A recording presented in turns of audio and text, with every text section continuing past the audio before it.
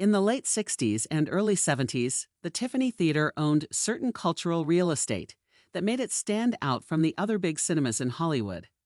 For one, it wasn't located on Hollywood Boulevard. With the exception of Pacific's Cinerama Dome, which sat proudly by itself on the corner of Sunset and Vine, the other big houses all existed on Old Hollywood's last refuge to the tourists, Hollywood Boulevard. During the day, tourists could still be seen walking down the boulevard, going to the Hollywood Wax Museum, looking down at their feet and reading the names on the Walk of Fame. Look, Marge, Eddie Cantor. People were drawn to Hollywood Boulevard for its world-famous theaters, Grauman's, Chinese Theater, the Egyptian, the Paramount, the Panages, the Vogue. However, once the sun went down and the tourists went back to their holiday inns, Hollywood Boulevard was taken over by the people of the night and transformed into Hollyweird. But the Tiffany wasn't just on Sunset Boulevard, it was Sunset Boulevard west of La Brea, officially making its location the Sunset Strip. What difference does that make? Quite a difference. During that period, huge nostalgia for all things old Hollywood was taking place. Pictures, paintings, and murals of Laurel and Hardy, W.C. Fields, Charlie Chaplin, Karloff's Frankenstein, King Kong, Harlow, and Bogart were everywhere you looked. This was the time of the famous psychedelic posters by Elaine Havelock, especially in Hollywood proper, east of La Brea. But once you drove past La Brea on Sunset, the boulevard turned into the Strip, and old Hollywood, as defined by the movies, melted away, and Hollywood as the home of hippie nightclubs and the youth culture took over.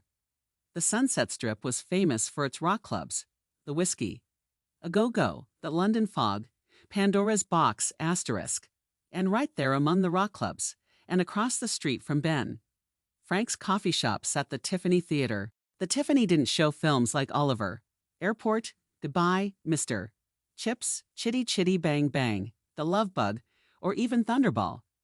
The Tiffany was the home of Woodstock, Jim's Shelter, Yellow Submarine, Alice's Restaurant, Andy Warhol's Trash, Andy Warhol's Frankenstein, and Robert Downey's Pound.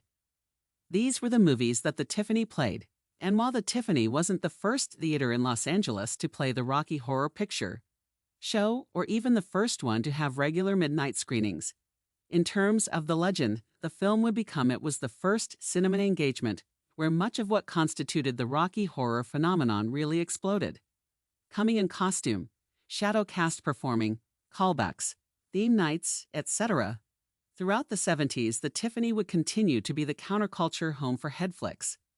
Some successful, Frank Zappa's 200 Motels, some not. Freddie Francis' Son of Dracula with Harry Nilsson and Ringo Starr. The counterculture films from 1968 to 71, whether or not they were good, were exciting. And they demanded to be seen in a crowd, preferably stoned. Soon, the Tiffany would be far less of a scene than it was, because the head movies that came out from 1972 on were more afterthoughts of a niche market. But if the Tiffany had a year, it was 1970. That same year, at the age of 7, I first attended a show at the Tiffany, when my mother, Connie, and my stepfather, Kurt, took me to see a double feature, John G. Avildsen's Joe and Carl Reiner's Where's Papa? Wait a minute, you saw a double feature of Joe and Where's Papa? At 7? You bet I did. And while that was a memorable screening, hence I'm writing about it now, for me at the time, it was hardly culture shock. If we go by author Mark Harris' timeline, the beginning of the new Hollywood revolution was 1967. Then my first years of going to see movies at the theater, I was born in 63, coincided with the beginning of the revolution, 67, the Cinematic Revolutionary War, 68, 69, and the year the Revolutionary War was won, 70, which was the year New Hollywood became the Hollywood. Avildsen's Joe made quite a splash when it was released in 1970.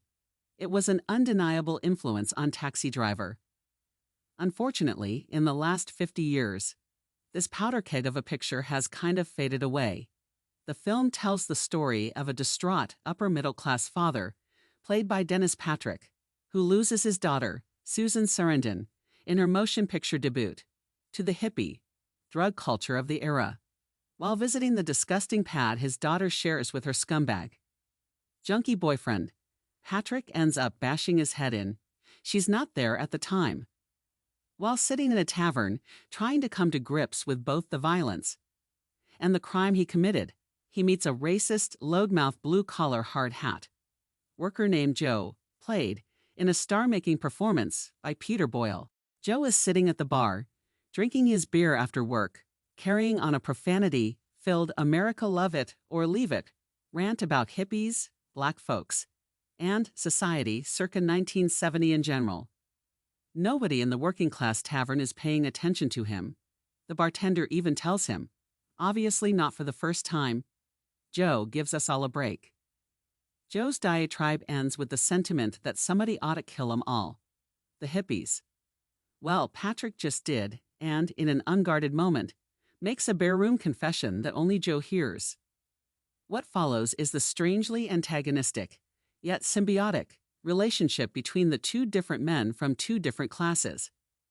They're not exactly friends. Joe's practically blackmailing the anguished father, but in a black comic twisted way they do become compadres. The distinguished middle-class man of the executive class has enacted the fascistic rants of this low-class, blue-collar loudmouth slob. By blackmailing Patrick into a sort of alliance, Joe shares both the murderer's dark secret and, to some degree, the culpability of the murder. This dynamic unleashes the desires and inhibitions of the blue-collar blowhard and buries the cultured man's guilt, replacing it with a sense of purpose and righteousness. Till the two men, armed with automatic rifles, are executing hippies at a commune. And in a tragic, ironic freeze frame, the father ends up executing his own daughter. Pretty strong stuff, you bet. But what that synopsis can't begin to convey is how fucking funny the film is. As harsh and ugly and violent as the movie Joey is, at its heart, it's a kettle-black comedy about class in America, bordering on satire, while also being savagely vicious. Blue-collar, upper-middle class, and youth cultures are represented by their worst surrogates. Every male character in the film is a loathsome cretin. Today, it might be controversial to even refer to Joe as a black comedy. But it sure wasn't when it was first released. Joe shares both the murderer's dark secret and, to some degree, the culpability of the murder. This dynamic unleashes the desires and inhibitions of the blue-collar blowhard and buries the cultured man's guilt, replacing it with a sense of purpose and righteousness. Till the two men, armed with automatic rifles, are executing hippies at a commune. And in a tragic, ironic freeze frame, the father ends up executing his own daughter. Pretty strong stuff, you bet. But what that synopsis can't begin to convey is how fucking funny the film is. As harsh and ugly and violent as the movie Joey is, at its heart, it's a kettle-black comedy about class in America, bordering on satire, while also being savagely vicious. Blue-collar, upper-middle class, and youth cultures are represented by their worst surrogates. Every male character in the film is a loathsome cretin.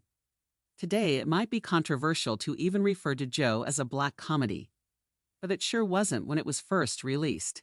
At the time I saw Joe, it was easily the ugliest movie I'd ever seen. A spot it held till 4 years later when I saw The Last House on the Left.